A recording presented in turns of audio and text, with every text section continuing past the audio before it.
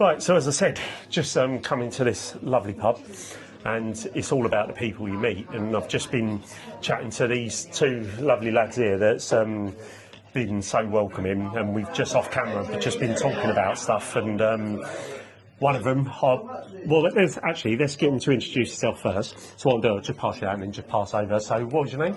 My name's Graham. Graham, and my name's Dan. Okay, and so Graham and Dan, and I think it was Dan, you were saying that you've got a pub down... I do, yeah, I do. I've got a pub just outside Windermere in Troutbeck Bridge. I? Yeah, I know. I could have sorted you out if I'd known that you were coming, but it's been a pleasure to meet you today, though. Yeah, but and we were speaking off camera. Obviously, I know that you've already supported me by looking at the channel and subscribing and stuff, but you know that I'm doing this for raising awareness for PTSD and complex PTSD, and I know we was just having a conversation there, but have you got any experience or any knowledge around that? I haven't. I mean, I've got friends and family that have served in the forces, and obviously I know how tough it can be, and obviously the fantastic work that they've done. Yeah. I don't have any experience myself, but obviously I do have a bit of an understanding. I think what you're doing is absolutely amazing.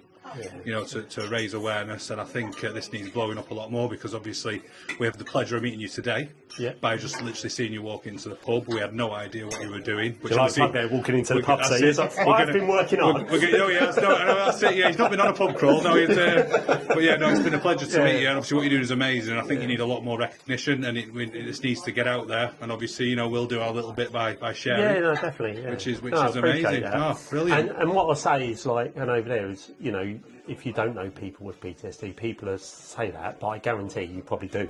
It's that they're not opening up or coming forward and stuff. There's a lot of things that people suffer in silence, and people need to speak out and ask for help when they need it. Definitely. And the same with yourself. Have you got any experience, or do you know about... I haven't any personal experience. Yeah. There's a lad I once worked with had PTSD that was related to the military. Okay. His time in the armed forces, but I've had issues with my own mental health. Yeah. Not PTSD. No, but still mental health. Yeah. It's something I quite openly talk about. Okay.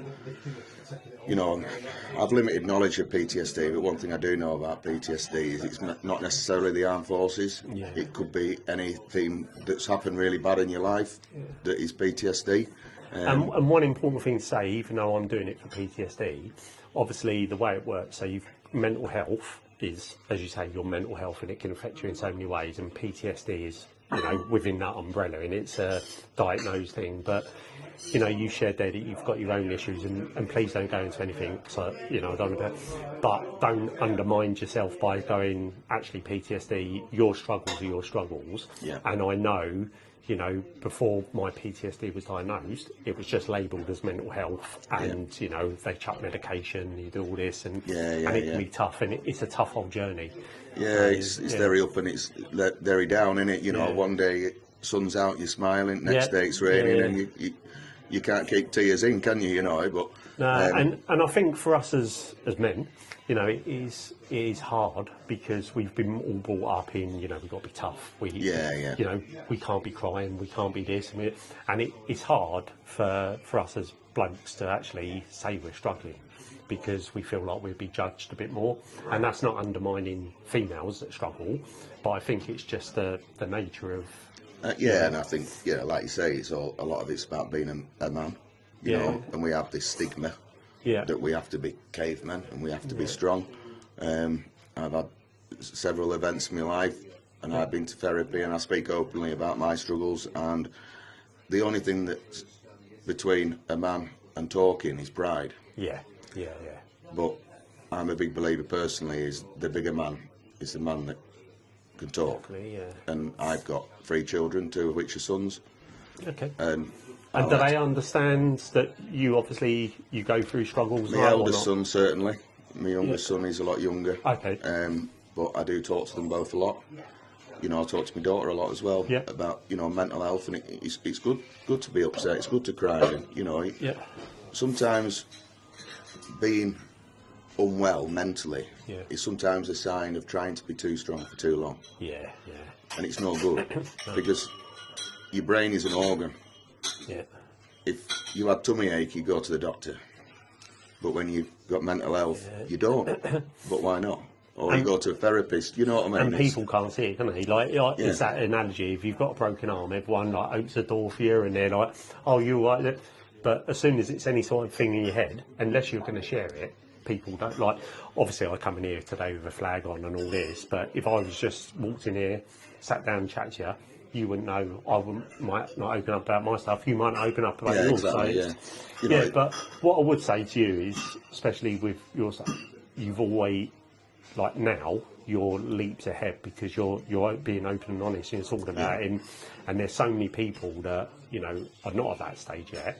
And that's what I'm trying to encourage, of not being ashamed. And one of my things is saying, it's okay not to be okay. It is okay not to be okay. You know, definitely. And the only way you're never going to be better is by talking. Yeah. And it's right funny actually, because we've spoken for 10 minutes before this, and I never said any of this until we're talking like this. You know, and I personally have no shame. I don't see that I'm losing my pride by saying how I feel. Definitely not. You're gaining strength. Yeah, I think I am. Yeah, definitely. You know, and you've got to talk about this sort of stuff, and you know, and seeing you do what you're doing now, it's amazing, and the fact that you've just gone and done it. It's like, you know, fair play. It's a fair task, and you've still got a long way to go. Don't remind me. But yeah, no, thank you. That's really, you know, that's empowering for me, for you opening up as well, because it's people like yourself and yourself that, you know, that's why I want to do it. If I can, we said it off camera earlier, and I think you said that is, you know, if all of this, if I can just help one person, that's, you know, that's a mass tick. That's brilliant. So yeah, and so on your side of things, I know you said that you've got that experience, but obviously I don't know. Are you mate? I presume you're mates or work colleagues? We're best mates. Yeah, we've been mates for a while, and we talk a lot about a lot of stuff all the time. Is that new to, or do you know? So no, we've been friends a couple of years now, haven't we? So we met each other a couple of years ago. But it's only been the past probably year that we've become really close friends, and we help each other through a lot of stuff because you know, with one of us down, the other person trying offers of advice. Yeah. And what I find is, like, you know, when people suffer in silence, like you say, I find that I'll bottle everything up, and I always have done. I don't talk about my feelings. I don't talk about things at all. And what you find is you bottle everything up, and it gets to the point where you boil over and you explode over something so minor and so mean, you know, menial, and it just. But it's the accumulation of all the things, you know, and sometimes, and we talk every day. We talk about a lot, you know. Obviously, we meet up for a drink. What we've done now, because obviously we've both got businesses and we've both got struggles in our businesses. But what we try and do now is we try and arrange to do things, just something to look forward to. Because when you're dealing with the nitty gritty of life. You really, if they've got nothing to look forward to, I think that's a real struggle. You know, you need, and I've got 3 children as well. You know, I've got 2 girls and a little boy, and you know, and I love them. And they're what give me the focus to keep going and keep fighting on. But then at the same time, I bottle things up, and I'm the world's worst for doing it. Yeah, and you know, and sometimes, but we sometimes we'll meet up and we'll just sit there. And sometimes we can sit in a room and not speak to each other. You know, and it's just. But then that's fine, because you respect each other's like, you know, privacy, but just knowing that you're there and you know talking about other stuff and unwinding. Sometimes it's just the company, isn't it? Yes, exactly. Exactly. That's exactly right. Yeah. You know, and you know, it's a big thing that I know they say, you know, especially around drinking, and I went to the extreme. I used drugs. You know, I was on the streets and stuff like that, and there is a barrier where that can become really unhelpful, because you're but the same as, especially now, pubs and the environments, and you know, a lot of the pub trade are closing down because but the thing that we miss, and it's exactly like this, I think pubs are a great environment where you come in, whether you're having a pint, a soft drink or whatever, but it feels that safe environment where you can just chat to people or have a laugh, or you know, a local band comes in or whatever it is, and it's that sort of like that old-fashioned like downtime, isn't it? Us as human beings, we're not designed to be on our own. Yeah. And like me and my wife separated 6 years ago, and I'm very lucky that I do get on with her very well. We have children 50-50, but I do have time on my own. You know, I'm single, and I do go to the pub, 2 or 3 pints, and it's not. I could sit and drink at home. It's not the drink, it's a case of going to a pub and talk to people. You know, if me and him hadn't just come for this pint, we wouldn't have met you now. Exactly, yeah. And I've really enjoyed meeting you, listening to your story. What you're doing is fantastic.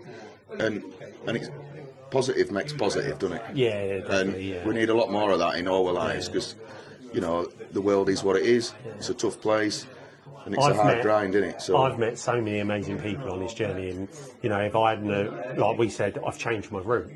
But I believe that if I hadn't changed my route, I wouldn't have met you guys. You know, and if I hadn't, and I've met so many different people, and the thing is, everyone's been open and honest, and you know, that's what it's all about. I mean, obviously, yeah. I mean, meeting people going through and speaking about the situations in life and what's going on, it's fantastic. I mean, this is why I love having a pub. I mean, unfortunately, the pub is not my main business, but the pub for me is a very expensive hobby. Yeah. Because I've been in and out of the pub trade for years. I grew up in the pub trade. I grew up in the pub trade. My dad had pubs, clubs, like exactly. You know, and you know, it's an institution. People to meet up, and like I say, people who are living on their own, it gets them out of the house. You know, coming to the pub is not just about coming and getting blind drunk. No. It's a social thing, and it's such a shame that the pub trade is declining so much because it's a hub for people. You know, and if there's not a pub for people to go to, a lot of people are just sat at home on their own, and that's, you know, and that's horrible. It's a place to socialise, to meet up,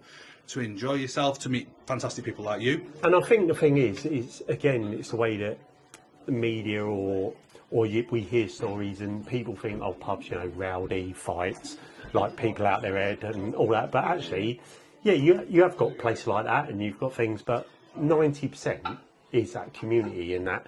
And I think we have to support our local businesses, our local pubs.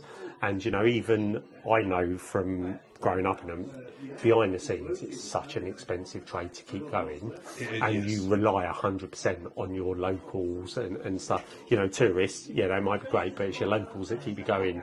And so, it's about that. But what we'll say, it was lovely meeting you two. It's great conversations, and this is what pushes me forward. So this conversation will push me forward for the next couple of days and more.